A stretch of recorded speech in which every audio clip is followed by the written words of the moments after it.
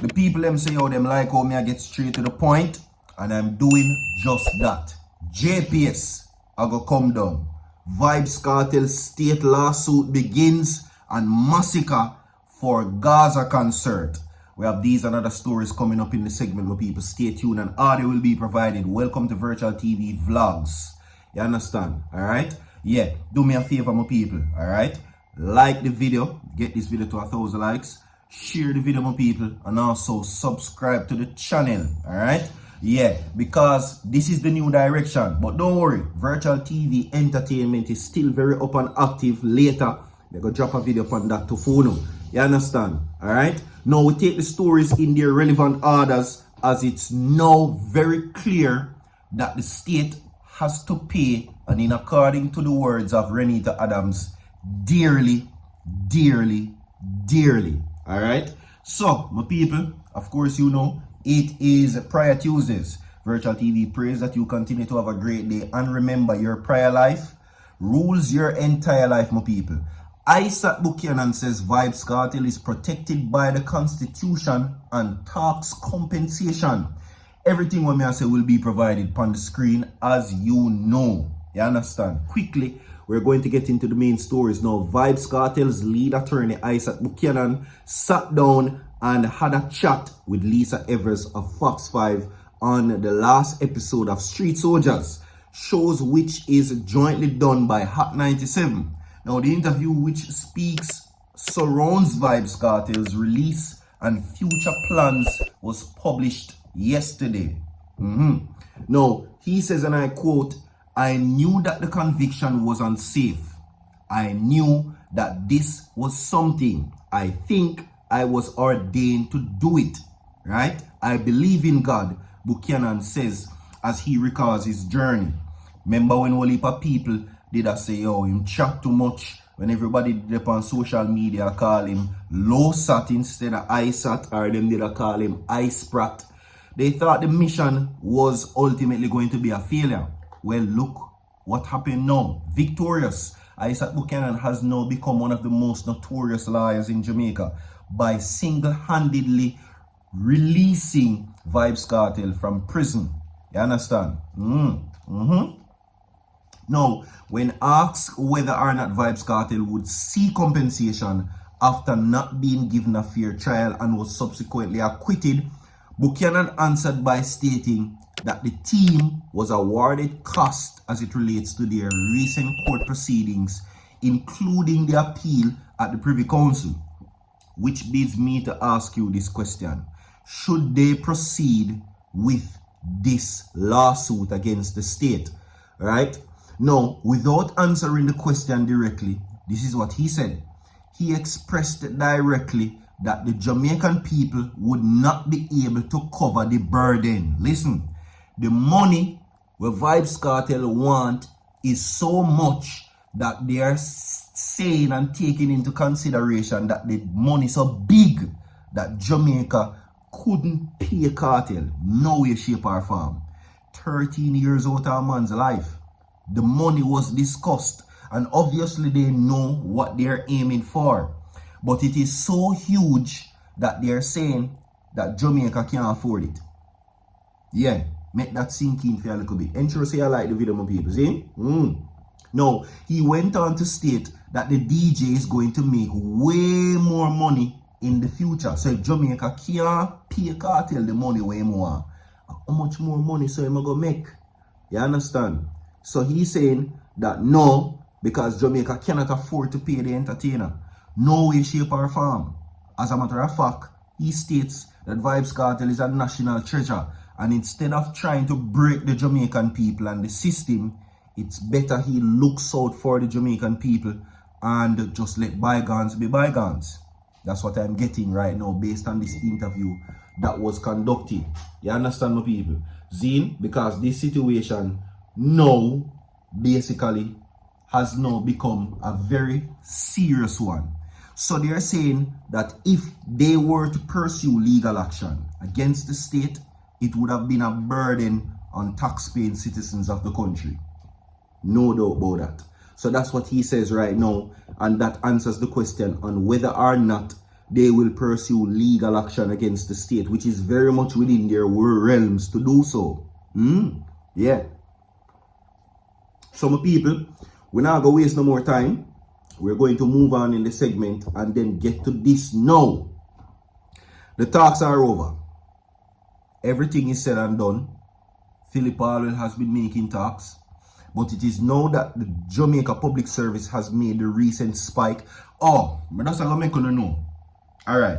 So my previous light bill was at $9,000. I said that to you. Because I'm a people. And you can state how much was your one before this. My one was $9,000 last month. People, the bill come today. I check my email. It left from $9,000 to a whopping $18,000. Them add 9 more grand on it. Double the amount that was paid before previously. So how much was your bill? And tell me now the update on what you're now paying or what you're supposed to pay. Because now it has become so absorbent to many people, concerns are being made. And now the JLP has decided to take action. JLP calls for immediate rollback of JPS bills increases. So if you got the increase, the Prime Minister and the Jamaica Labour Party are now saying that the JPS should take back this bill. And if they don't, well, something will happen.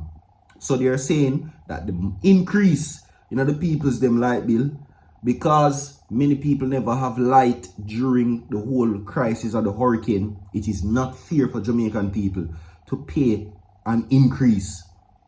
Right?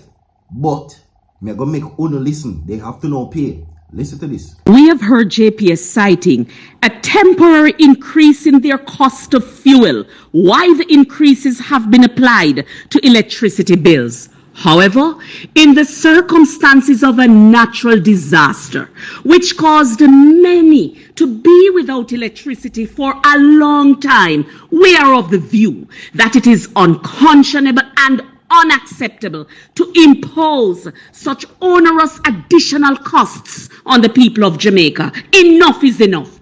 We support calls by the Energy Minister Daryl Vaz on behalf of the government to get the Office of the Utilities Regulation to hold JPS to account for the questionable major increases in electricity bills. We also support calls for legislative amendment to increase the scope for utility companies. All right, that's what they're saying.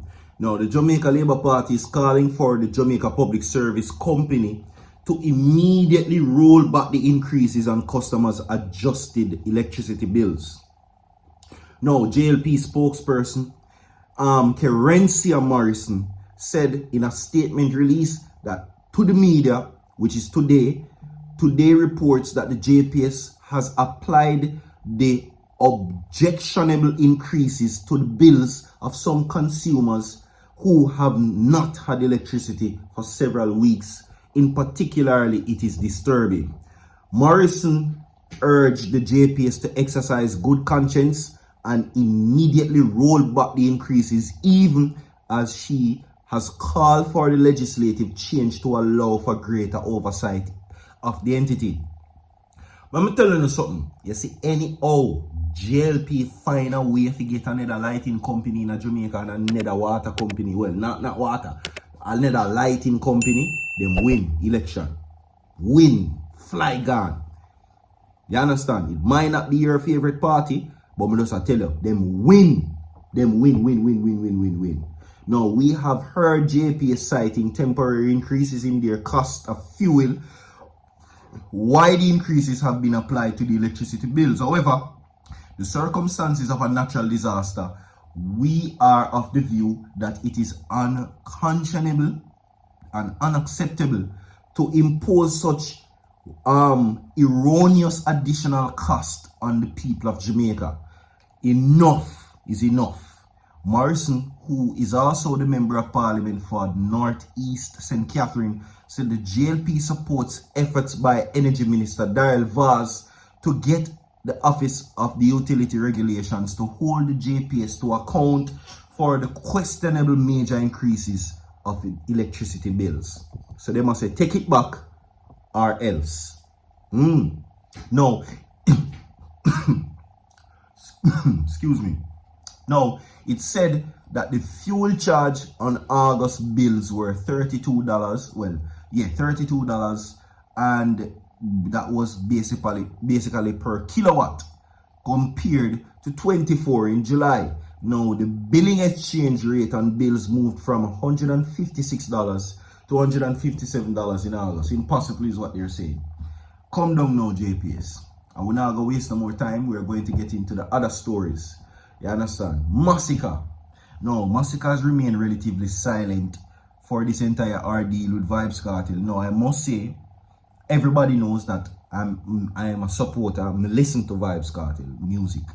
But I am also a listener of Masicka, also a fan, really.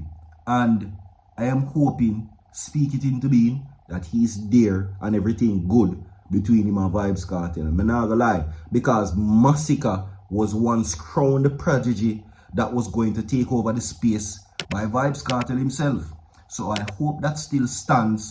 And there is a couple names that I never hear or never heard VYBZ KARTEL made reference to. And Masicka was one of them. Valiant was also one of them. Does that mean I'm saying that there might be personal issues? No. Does that mean he can normally just forget because he's in a different type of mindset? Yes.